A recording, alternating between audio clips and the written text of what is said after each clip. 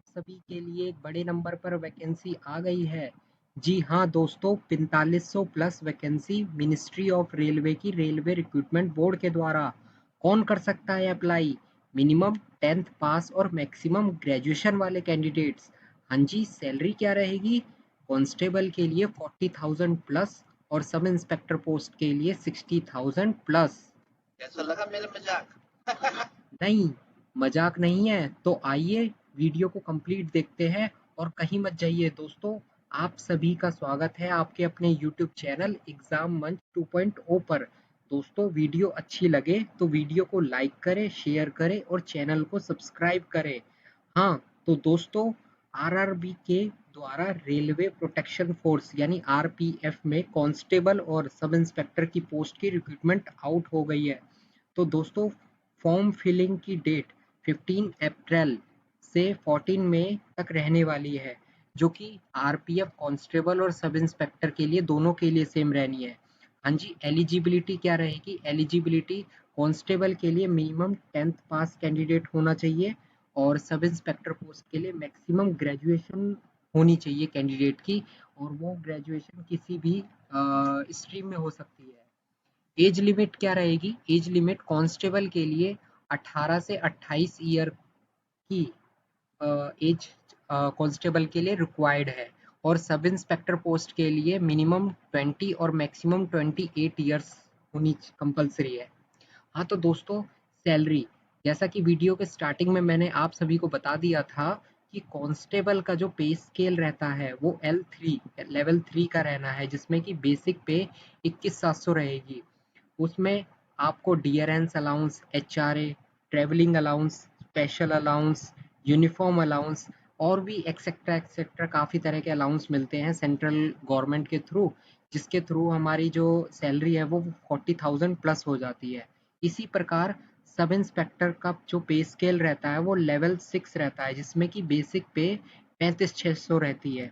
इसमें भी सभी तरह के अलाउंस मिलते हैं, जिसके थ्रू जो सैलरी है हमारी वो 60,000 प्लस हो जाती है। फीस, फॉर्म की फीस जो रहती रहेगी 500 रुपये जनरल और ओबीसी कैंडिडेट्स के लिए रहेगी, और इसमें जो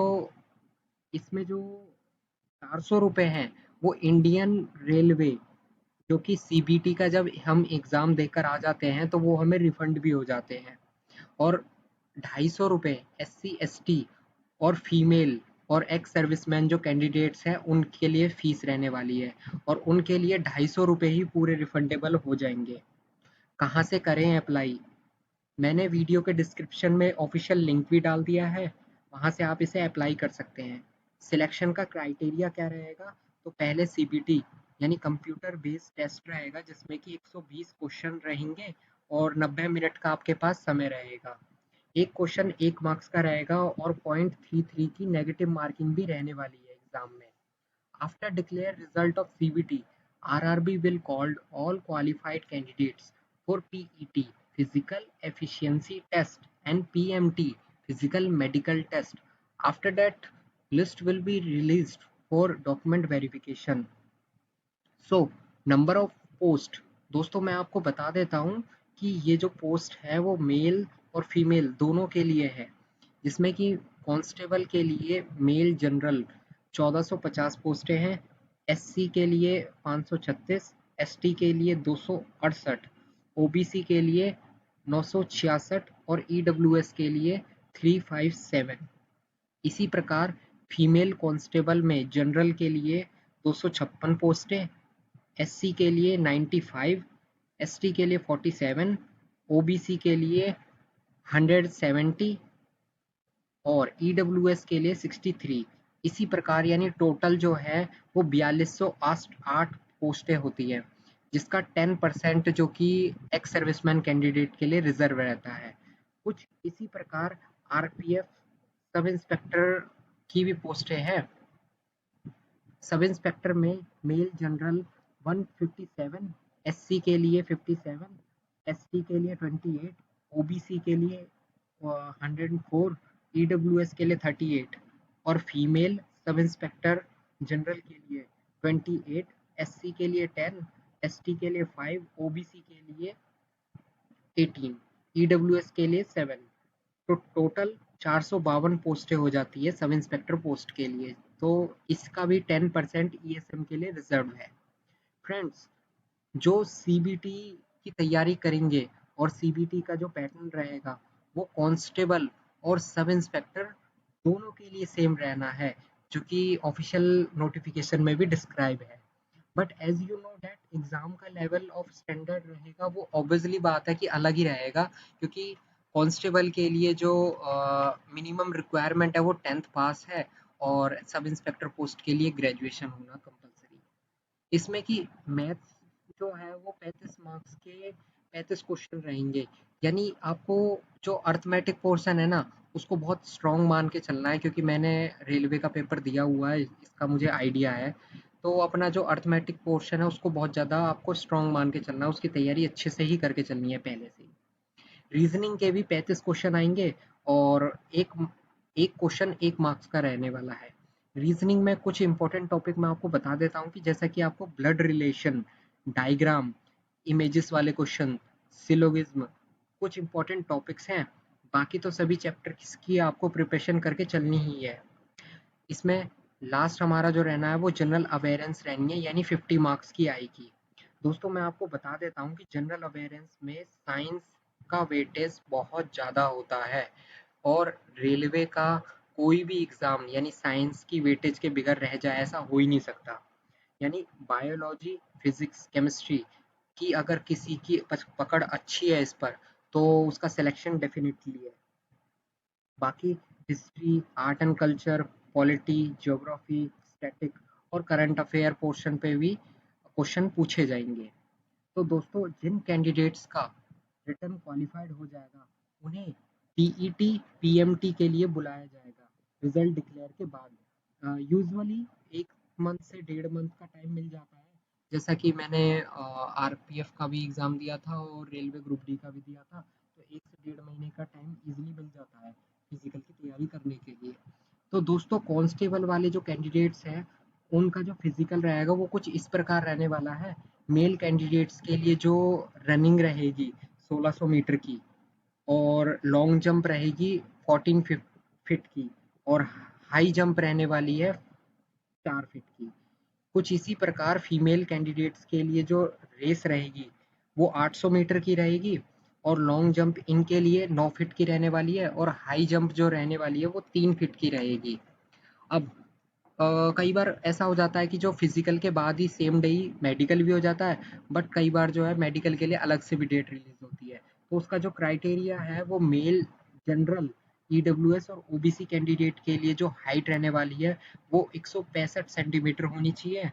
एससी और एसटी कैंडिडेट्स के लिए 160 सेंटीमीटर होनी चाहिए, और जो गोरखा, गढ़वाली, मराठास, डोगरास और एनी अदर कैटेगरीज जो गवर्नमेंट ने हमारी स्पेसिफाइड की हुई है उनके लिए 163 सेंटीमीटर डिसाइडेड है।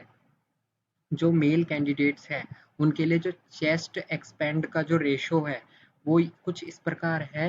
यूआर, ईडब्ल्यूएस और ओबीसी कैंडिडेट के लिए जो विदाउट रहने वाली है वो 80 सेंटीमीटर है, और एक्सपेंड के साथ 85 सेंटीमीटर है। एससी और एसटी कैंडिडेट के लिए विदाउट चेस्ट जो रहेगी वो 76.2 रहनी है सेंटीमीटर, और एक्सपेंड करने के साथ 81.2 सेंटीमीटर रहेगी। कुछ इसी प्रकार फीमेल जो है उनकी हाइट यूआर, ओबीसी और ईडब्ल्यूएस कैंडिडेट के लिए 157 सेंटीमीटर तय है। एससी और एसटी जो फीमेल कैंडिडेट है उनके लिए 152 सेंटीमीटर है। कुछ इसी प्रकार जो है थोड़ा सा डिफरेंट रहेगा जो सब इंस्पेक्टर का फिजिकल एफिशिएंसी टेस्ट रहेगा, वो कुछ इस प्रकार रहने वाला है। जो मेल कैटेगरी से बिलोंग करते हैं उनके लिए जो रेस रहनी है, रनिंग रहनी है, वो 1600 मीटर की रनिंग रहनी है, और जिसका टाइम रहने वाला है वो 6 मिनट और 30 सेकंड का रहेगा। इसमें लॉन्ग जंप जो रहेगी मेल कैंडिडेट के लिए वो 12 फीट की रहेगी। हाई जंप जो रहने वाली है वो 3 फुट 9 इंच की रहने वाली है। इसी प्रकार फीमेल कैंडिडेट के लिए जो रनिंग रहेगी वो 800 मीटर रहेगी, और 4 मिनट का उन्हें टाइम मिलेगा। लॉन्ग जंप उनके लिए 9 फीट है, और हाई जंप जो रहेगी वो 3 फीट रहने वाली है। जो पीएमटी क्राइटेरिया है जो सब इंस्पेक्टर कैंडिडेट्स के लिए है, उनके लिए जो मेल है उनके लिए जनरल, ओबीसी और ईडब्ल्यूएस के लिए जो हाइट रहने वाली है वो 165 सेंटीमीटर रहेगी। एससी और एसटी कैंडिडेट के लिए 160 सेंटीमीटर, और गढ़वालीज, गोरखा, मराठास, डोगरास उनके लिए 163 सेंटीमीटर हाइट रहने वाली है। जो चेस्ट एक्सपेंड का जो मेल के लिए रेशो है वो यूआर, ईडब्ल्यूएस, ओबीसी कैंडिडेट के लिए विदाउट रहने वाला है 80 सेंटीमीटर और एक्सपेंडेड के साथ 85 सेंटीमीटर रहेगा। एससी और एसटी कैंडिडेट के लिए विदाउट एक्सपेंडेड 76.2 रहने वाला है और एक्सपेंडेड के साथ 81.2 रहेगा। जो फीमेल कैंडिडेट है उनके लिए हाइट जो रहने वाली है यूआर, ओबीसी, ईडब्ल्यूएस जो फीमेल कैंडिडेट है उनके लिए 157.70 और एससी और एसटी कैंडिडेट के लिए 152 सेंटीमीटर रहनी है। तो दोस्तों, रेलवे रिक्रूटमेंट बोर्ड ने मेडिकल स्टैंडर्ड डिसाइड किया हुआ है पहले से ही। तो इस बार जो कांस्टेबल और सब इंस्पेक्टर पोस्ट में मेडिकल स्टैंडर्ड रहने वाला है वो B1 रिक्वायर्ड है। यानी जैसा कि आपको स्क्रीन पे दिख रहा होगा कि B1 के लिए क्या क्या चीज़ें रिक्वायर्ड है। वो कुछ इस प्रकार है कि जो कैंडिडेट है वो फिजिकली फिट होना कंपलसरी है। उसका जो विजन है वो 6/9 और 6/12 होना चाहिए, यानी उसके ग्लासेस लगे हुए हैं या वो विदाउट ग्लासेस है। उसको कोई बीमारी नहीं होनी चाहिए कुछ इस प्रकार की, कलर विजन नहीं होना चाहिए, उसको बाइनोकुलर विजन नहीं होना चाहिए, यानी नाइट ब्लाइंडनेस नहीं होनी चाहिए, इस तरीके की उसे प्रॉब्लम नहीं होनी चाहिए। सो दोस्तों, फॉर्म को फिल करते समय आपको कोई प्रॉब्लम आए तो आप मुझे कमेंट सेक्शन में पूछ सकते हैं। ऐसी वीडियो मैं और भी बनाता रहूँगा, और मुझे मोटिवेशन देने के लिए वीडियो को लाइक करें, कमेंट करें, शेयर करें और चैनल को सब्सक्राइब करना ना भूलें। धन्यवाद।